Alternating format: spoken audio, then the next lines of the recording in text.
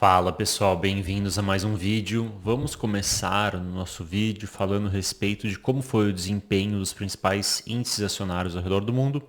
Então nós podemos ver que o índice argentino teve um retorno muito bom nessa última semana e os índices asiáticos também tiveram um bom retorno. Já os índices europeus, o Ibovespa, Austrália, alguns índices americanos tiveram um retorno levemente negativo ou então ali próximo do 0 a 0. Olhando para as commodities, podemos ver que também houve uma semana mista. Então, o cacau, o óleo para aquecimento, o petróleo cru, a gasolina tiveram uma valorização razoável nessa semana, enquanto a madeira, açúcar, café, borracha tiveram uma desvalorização. E essa foi uma semana bem positiva para o dólar, então o dólar se valorizou bastante, principalmente frente a moedas como o rublo, o ien japonês, franco suíço, dólar neozelandês e o real, assim como a moeda sul-africana, se valorizaram perante o dólar. Vamos ver agora o desempenho do Ibovespa. Então nós podemos ver que ele termina essa semana próximo dessa mínima. Então ele começa a semana aqui num processo de alta até quarta-feira. Vem buscar aqui essa resistência e aí uma queda forte quinta e sexta-feira e vem buscar essa mínima. Está agora nos 24 mil pontos. Percebam que faz um tempo, que o Ibovespa fica dentro dessa região aqui, entre os 134 mil pontos e 124 mil pontos. Então, vem trabalhando já um bom tempo dentro dessa região. Então, ficou trabalhando também muito tempo aqui nessa região, entre os 120 mil pontos e mais ou menos aqui os 100 mil pontos, então ficou trabalhando nessa região, aí rompe essa máxima e vem trabalhar numa nova região e agora está trabalhando dentro dela. E nós seguimos com a nossa tendência de queda desde final de agosto. Aí observando o DI com vencimento para 2029, podemos ver que ele acabou se valorizando, então ele fechou semana retrasada, no caso, que hoje é domingo, semana retrasada aqui em 14,45 e agora fechou em 14,6.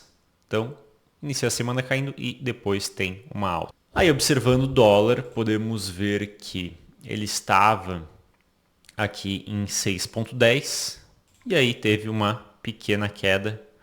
Foi aqui para 6,05. Então continua trabalhando acima dos R$6. Já faz aí umas 2 semanas. Já no S&P 500 podemos ver que houve uma pequena queda essa semana, uma queda de 0,66, mas ele continua lateralizado. Nós vimos essa semana uma reversão nos juros pagos pelos títulos do governo americano com vencimento para daqui a 10 anos. Então, desde aqui do final de novembro, havia um processo de queda e nessa semana nós vimos engatar um processo de alta e agora os juros está em 4,4% ao ano. E o VIX continua abaixo, então continua aqui em 13,8, vem nessas últimas 2 semanas, entre aqui 14,5 a 13 mais ou menos, o que é um VIX, via de regra, baixo. Notícias dessa semana. Mercado estima Selic em até 15% no final de 2025 após choque de juros. Então, tendência aqui nos próximos meses, Selic vai subir. Nós tivemos um aumento na última reunião do cupom e nas próximas tendemos a continuar a ter aumentos. Então a Selic termina 2024 em 12,25, talvez na próxima reunião do Copom vá para 13,25 e daí na próxima vá para 14,25 e quem sabe chegue aí a 15 ao longo de 2025. O Parlamento da Coreia do Sul aprova impeachment contra o presidente, então talvez as pessoas estão acompanhando que teve toda aquela situação de tentarem fechar o parlamento da Coreia do Sul, exército na rua, ataque de recolher, enfim, toda uma situação. E daí também outra notícia que marcou a semana foi STF mantém prisão de Braga Neto em audiência de custódia. Outra notícia importante que aconteceu ali em domingo, mas foi se desenrolando ao longo dessa semana, que é a queda do ditador Bashar al-Assad. Mas aparentemente quem agora vai ser o novo ditador da Síria vai ser um ex-integrante, ou integrante, já não sabe, da Al-Qaeda, do Estado Islâmico. Talvez essa troca de ditador não tenha sido muito inteligente. Vai acontecer talvez a troca de um ditador por outro ditador que, quem sabe, vai ser pior ainda. Agora vamos para as nossas curiosidades. Então eu quero trazer para vocês o PIB per capita através do Oriente Médio. Então nós temos o maior de todos, que é do Catar, onde teve a Copa do Mundo, inclusive, que é o país com a terceira maior reserva de gás natural do mundo. Então tem muito gás natural, tem muito petróleo. Em segundo lugar, nós temos Israel, que também é um país rico. Em terceiro lugar, nós temos os Emirados Árabes Unidos, com 49. Então, podemos falar que 3 países que seriam classificados mundialmente como países ricos no Oriente Médio. Aí temos também, depois disso, a Arábia Saudita, o Kuwait e o Bahrein, que é colado aqui na Arábia Saudita, assim como Omã, que aí seriam países já com uma renda média, quase aí país rico, né? Se for pensar na Arábia Saudita, já Omã uma renda média, podemos colocar.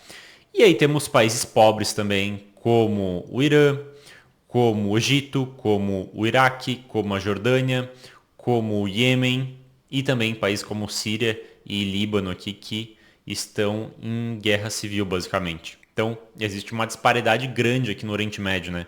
Então, tem desde países muito ricos, como é o caso do Catar e Israel e Emirados Árabes Unidos, principalmente Catar, né? Mas Emirados Árabes Unidos e Israel também, um PIB per capita muito bom. Temos países mais ou menos, como Arábia Saudita, Kuwait e Bahrein, e Omã também, mais ou menos, mas bem melhor que o Brasil, por exemplo. E países pobres também, como Irã, Iraque, Egito, Iêmen, enfim. Então, uma disparidade bem grande entre a renda nesses países, qualidade de vida nesses países. Outro dado interessante é os países com o maior número de horas trabalhadas durante a semana. Então, nós temos, generalizando, os menores números na Europa e os maiores números aqui em volta da Índia e também na África. E, observando os países com as menores horas, nós temos a Holanda, Ruanda, que é esse paísinho pequenininho aqui no meio da África. Temos o Iraque aqui também. Temos a Áustria, né, que fica aqui. E temos a Dinamarca, que fica aqui em cima. Aí os países com mais horas trabalhadas durante a semana é o Camboja, Uganda, que acredito que sejam esses 2 países aqui. Bangladesh, colada aqui na Índia. Butão, também colado aqui na Índia. E Índia, com maior número de horas trabalhadas na semana. Deve ser por isso, talvez até, que os indianos, quando vão para os Estados Unidos, acabam conseguindo muitas vezes virar CEOs de empresas, diretores de empresas e conseguem ascender na hierarquia das empresas, porque o pessoal lá está acostumado a trabalhar bastante. Que é o que fala muitas vezes também dos brasileiros, né? Que quando vão para a Europa conseguem muitas vezes crescer na Europa porque estão acostumados a trabalhar muito mais do que o europeu. Outro dado legal que quero trazer para vocês é o número de trabalhadores remotos nos Estados Unidos por cidade. Então esse número varia entre 10,5% e 23,6% do número de trabalhadores nessas cidades. Então nós temos cidades como Houston, por exemplo, que é mais próximo de 10%.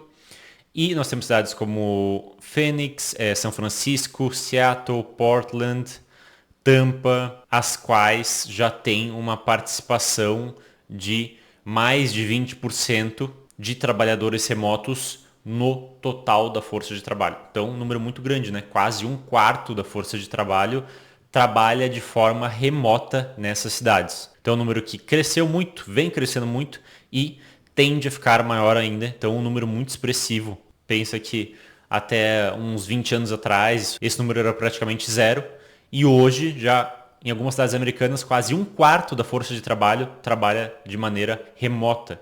Então praticamente todo mundo nessas cidades vai conhecer várias pessoas as quais trabalham de forma remota. E outras cidades nem tanto. Então, Nova York não tem uma participação tão grande, Riverside também não tem uma participação tão grande, Detroit também não tem uma participação tão grande, então já mais próxima aqui do 10%. Mas mesmo assim, não deixa de ser uma participação relevante. Bem, pessoal, pelo vídeo de hoje é isso, espero que tenham entendido, espero que tenham gostado, um abraço e até o nosso próximo vídeo.